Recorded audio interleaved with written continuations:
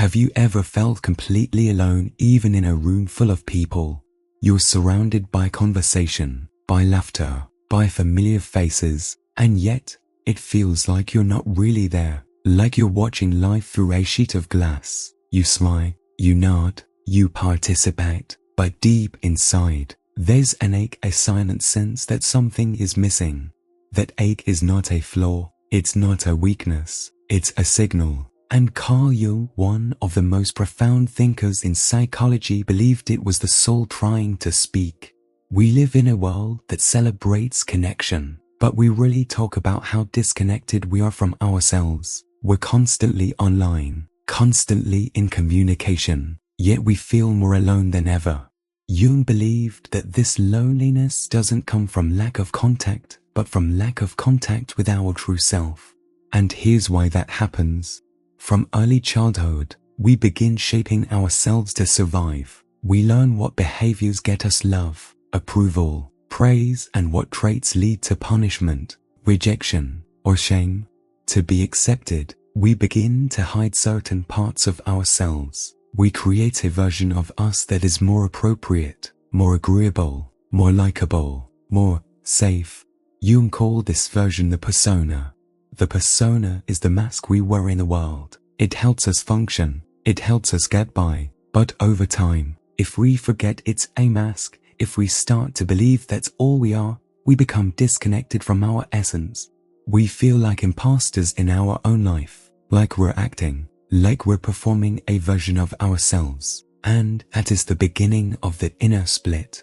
Because while the persona rises, something else is pushed down. Everything we deny, suppress, or reject about ourselves doesn't disappear. It goes underground. It becomes what Jung called the shadow. The shadow contains our anger, our grief, our sexuality, our jealousy, our fear, but also our passion, our creativity, our power. We lock away anything that might be too much for others, and in doing so, we lose access to the full range of who we are. But here's the paradox: what we reject doesn't stay silent. The shadow acts out in ways we can't see, in self-sabotage, in projection, in our triggers, in our addictions. Have you ever overreacted to something small? Felt an emotion that seemed bigger than the situation? Been drawn to or repelled by people for no clear reason? That's your shadow speaking.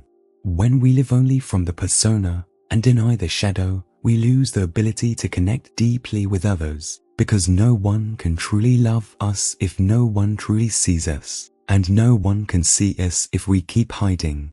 So even if we have friends, family, relationships, we may feel unseen, unknown, alone, and the tragedy is we've often hidden ourselves for so long, we don't even remember who we are anymore. We become strangers to our own soul. This is why Jung said, loneliness does not come from having no people around you, but from being unable to communicate the things that seem important to you. And to communicate what's important, you have to first know what that is.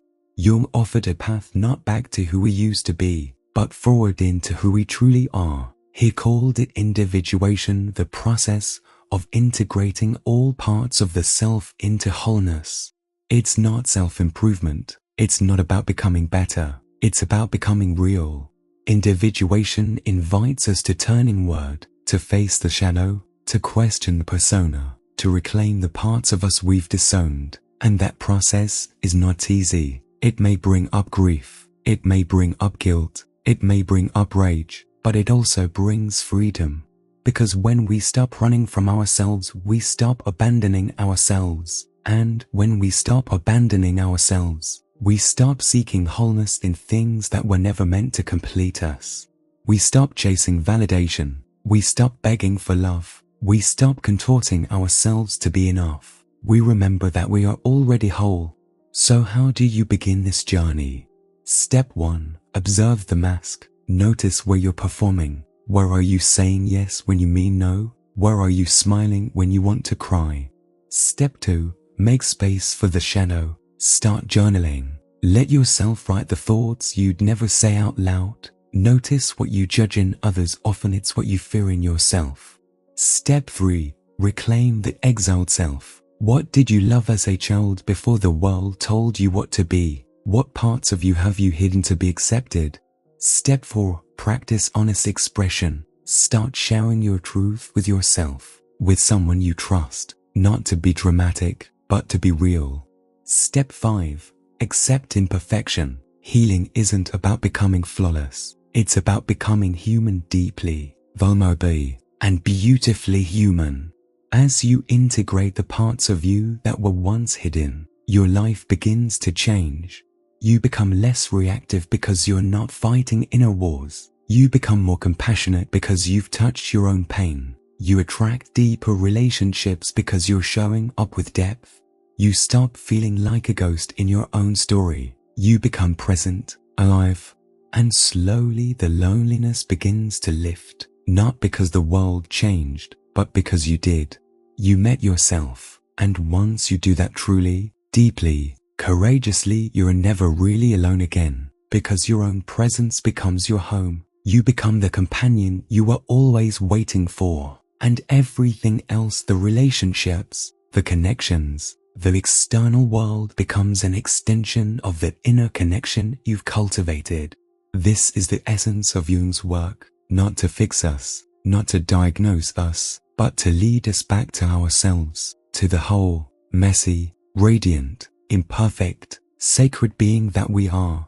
And that is the end of loneliness, not when the room is full, but when the soul is met.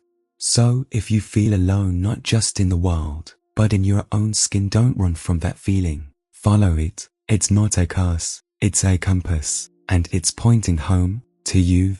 Now pause, take a breath, and ask yourself this: when was the last time you felt truly seen, not applauded, not liked, seen? When was the last time you allowed someone close enough to witness the real you without the filters, the cleverness, the armor? That's where healing begins, in presence, in silence, in truth. The modern world sells performance, but your soul craves presence. It's not about becoming something more, it's about becoming someone real. So here's your invitation: slow down, turn inward, sit with yourself, not to judge, not to fix, but to witness, because your life doesn't need more perfection, it needs more truth. And that truth lives in the parts you've forgotten, the stories you've buried, the dreams you've silenced. You don't need to do it all at once, you just need to begin. Begin by listening, begin by feeling, begin by trusting that the person you're becoming, the person behind the mask, is worthy of love, of expression, of freedom. You don't have to carry this alone anymore, because you're not alone, not really, you never were. The parts of you that have waited in the dark, they're ready to come home, and this time you're ready to welcome them.